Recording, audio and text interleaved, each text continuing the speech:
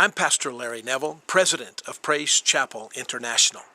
And what a joy it is for me today to be able to share with you about Praise Chapel World Missions.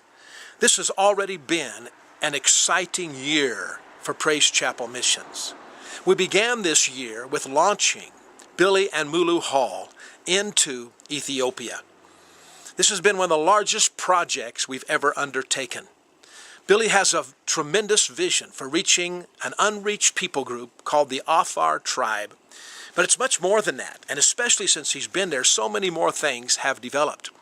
Hundreds or thousands of mothers are carrying their children across the border from Somalia, where the worst famine is happening in the world today, where there's a civil war going on and millions are starving to death. And thousands are coming across the border into Ethiopia, into Kenya and other countries. And they're starving. They're carrying their babies. The pictures are unbelievable. Billy Hall is right there. We have sent the water truck over. We've sent the water well drilling equipment over. We've sent generators over. And he now is beginning to prepare to take care of hundreds, even thousands of these mothers and their children. He can buy a food product in Ethiopia that's made especially for malnourished people. And they have to have water to take it. Then he has his water truck that holds thousands of gallons of water. We are positioned, Praise Chapel, to literally feed hundreds of starving mothers and children as long as this famine goes on. Just think about it. When you give to Praise Chapel World Missions, that's one of the things you're giving to, feeding these children that are starving and hungry. Also, right next to Billy, South Sudan has become a nation. This is the first country in I don't know how long to become a brand new nation. It's the newest nation in the world, and it's the most undeveloped nation in the world. And it is legally a Christian nation. What that means is that we can go in there and set up legal framework and all that's necessary to function in that country and to preach the gospel and do whatever God opens in that nation of South Sudan. Billy is set and positioned to do that. So 3 nations right there are set as a result of us sending Billy and Mulu Hall into Ethiopia. But that's not all. The first part of this year, we saw that Tunisia and Egypt had revolutions. And then Libya has gone through a revolution also. And as soon as I saw this happening, the first of 2011, I felt the Spirit of God speak to me and tell me that we have to get in there as soon as possible. It seemed crazy. So as soon as it calmed down, we asked Jack Harris and John McGovern to go in. These are 2 of our most experienced missionaries. They went into Egypt, met with pastors and people that we already had contact with. And out of that, the first thing that we responded to was the need for a women's Bible conference. Now think of this.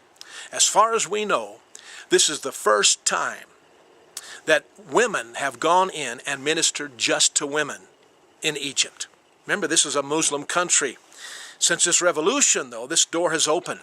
And the people there feel, and so does Jack Harris and others, that the next wave of revolution there is going to be the women demanding some rights.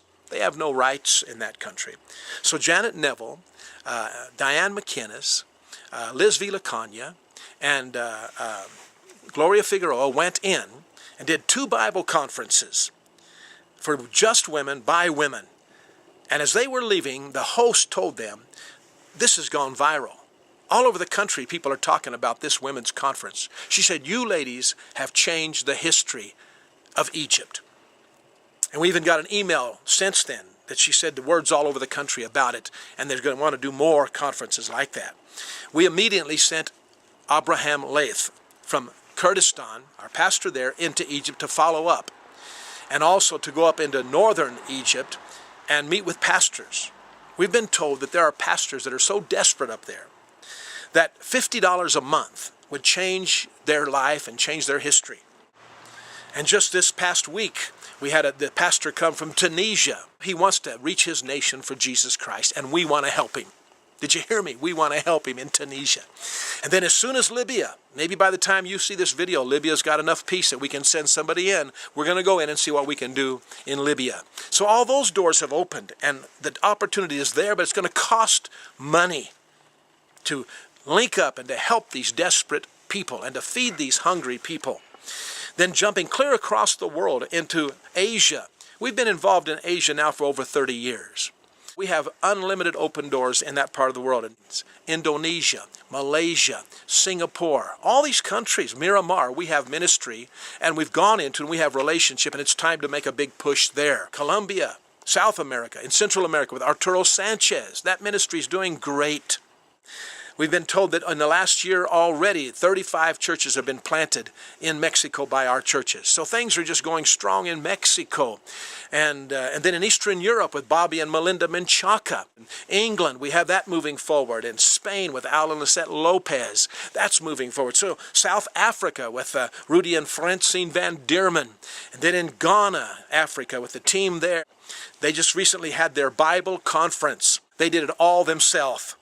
And we helped financially, but they did the conferences all themselves, and they gave reports back that it was tremendous. Kenya, Africa, with Joseph Wamutitu and Philemon Wachera, and these various ministries that we've linked up for over 20 years there and seeing tremendous fruit.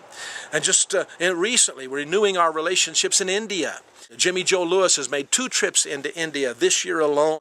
All over the world, folks, God has positioned Praise Chapel with mature leaders, just as He spoke into my heart years ago, that in each place we would have key people that we would position, like-souled people we would link our hearts with, and then God was going to pour out a great harvest. I believe we're at that time.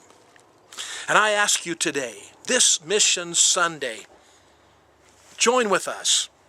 Link your heart with us. Link your lives with Praise Chapel, and let's give to God. Make a sacrificial offering so that they can send it in this week to Praise Chapel Missions and be a tremendous blessing to all that God's raised us up to. Think about it, Praise Chapel. Think about what God is doing and the opportunities before us. And may the Lord bless you today.